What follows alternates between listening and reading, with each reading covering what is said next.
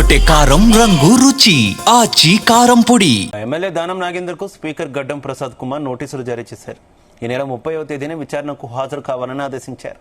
దానం నాగేందర్ పై BRS MLA పాడి కౌశిక్ రెడ్డి అనర్హత petition దాఖలు చేశారు. పార్టీ ఫిరాయించిన 7 ఎమ్మెల్యేలకు ఇప్పటికీ స్పీకర్ క్లీన్ చిట్ ఇచ్చారు. తాజాగా దానం వివరణతో స్పీకర్ ఎలాంటి నిర్ణయం తీసుకుంటారోనని ఉత్కంఠ నెలకొంది.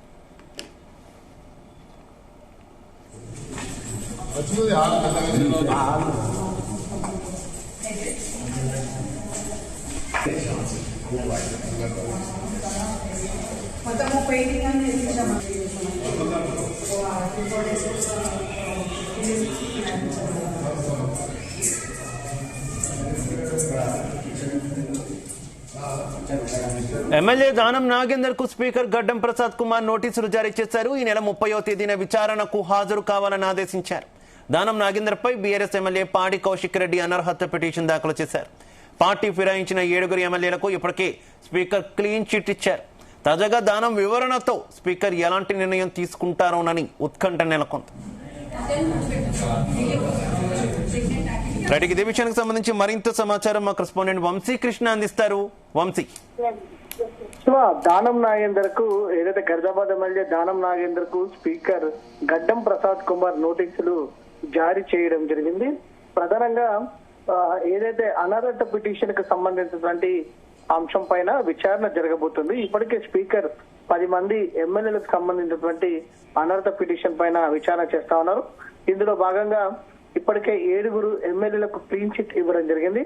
తదుపరి కడియం శ్రీయర్ కి సంబంధించి కావచ్చు, దాంతో పాటుగా సంజయ్ కావచ్చు, దాంతో పాటుగా ప్రజెంట్ ఎవరైతే మన దానం నాగేందర్ కి సంబంధించినటువంటి అనర్హత పిటిషన్ కి సంబంధించినటువంటి వివరణ కోరబోతా ఉన్నారు.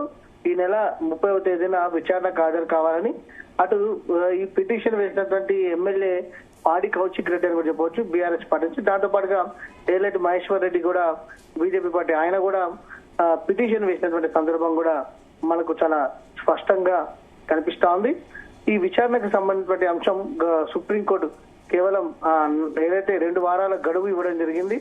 అటు స్పీకర్ 4 వారాల గడువు కోరితే 2 వారాల గడువు ఇవ్వడం జరిగింది. ఈ కేసుకు సంబంధించిన పురోగతిని బట్టి మీకు మరికొంత గడువు ఇవ్వడానికి కూడా అవకాశం ఉంటుంది అనేది కూడా అటు సుప్రీంకోర్టు చెప్పినటువంటి అంశం కూడా మనం చూస్తా ఉన్నాము. ఒక రకంగా ఈ యొక్క విచారణ అనేది తుది దశకు చేరుకుంటున్నటువంటి పరిస్థితి కూడా మనకు కనిపిస్తా ఉంది. ప్రధానంగా ఇప్పటికే దానం నాగేందర్ కూడా గతంలో మాట్లాడుతూ కూడా తాను ఎన్నికలకు సిద్ధమే అని స్పీకర్ నిర్ణయం పైన ఆధారపడి ఉంటుందని, లేకపోతే ఏంది ఈ అంశానికి సంబంధించి కూడా పూర్తి స్థాయిలో ఆయన ఒక వివరణ ఇచ్చే అవకాశం కూడా మనకు కనిపిస్తా ఉంది.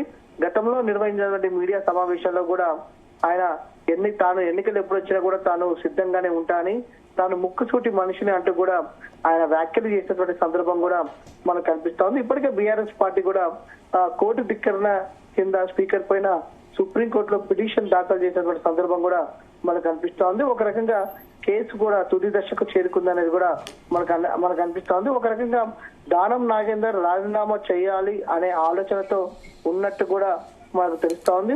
స్పీకర్ విచారణ చేపట్టిన తర్వాత ఎన్ని రోజుల్లో దీనికి సంబంధించినటువంటి దానం నాగేందర్ సంబంధించిన అంశం పైన తీర్పు ఇవ్వబోతున్నారు అనేది కూడా వేచి చూడాల్సినటువంటి అవసరం ఉంది. ఎందుకంటే ఆయన సికింద్రాబాద్ నుంచి ఎంపీగా బాహటంగా ఆయన కాంగ్రెస్ పార్టీ నుంచి పోటీ చేసినటువంటి సందర్భం మనకు తెలిసిందే. మరోపక్క ఇప్పటికే గత 2 నెలల నుంచి కూడా ఆయన ఖైరతాబాద్ నియోజకవర్గంలో విస్తృతంగా పర్యటిస్తా ఉన్నారు. పలు వార్డ్స్ తిరుగుతా ఉన్నారు, పలు బస్తీలు కూడా తిరుగుతా ఉన్నారు. అక్కడ ఉన్నటువంటి స్థానిక సమస్యలను అడిగి తెలుసుకుంటున్నటువంటి సందర్భం కూడా మనకు కనిపిస్తుంది. ఒక రకంగా దానం నాగేందర్ మాత్రం ఎన్నికలకు సిద్ధంగానే ఉంటున్నారు అనేది మాత్రం మనకు చాలా స్పష్టంగా అర్థమవుతా ఉంది. ఇప్పటికే ఆ దిశగా ఆయన సంకేతాలు ఇచ్చినటువంటి సందర్భం కూడా మనకు కనిపిస్తోంది.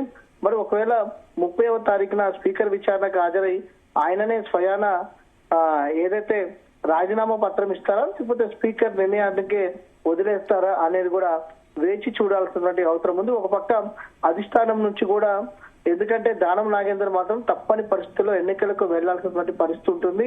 స్పీకర్ నిర్ణయం కంటే కూడా ఆయన నిర్ణయం తీసుకుంటేనే కొంత హోందాగా ఉంటుంది అనేది కూడా ఆయన ఆలోచన చేస్తున్నటువంటి పరిస్థితి కూడా మనకు కనిపిస్తుంది. ఖచ్చితంగా ఖైరతాబాద్ నియోజకవర్గంలో మాత్రం ఎన్నికలు వచ్చే అవకాశం మనకు కనిపిస్తా ఉంది.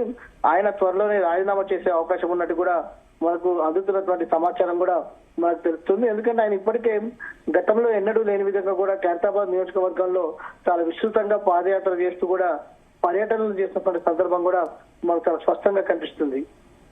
Right, okay, thank you Vamsi.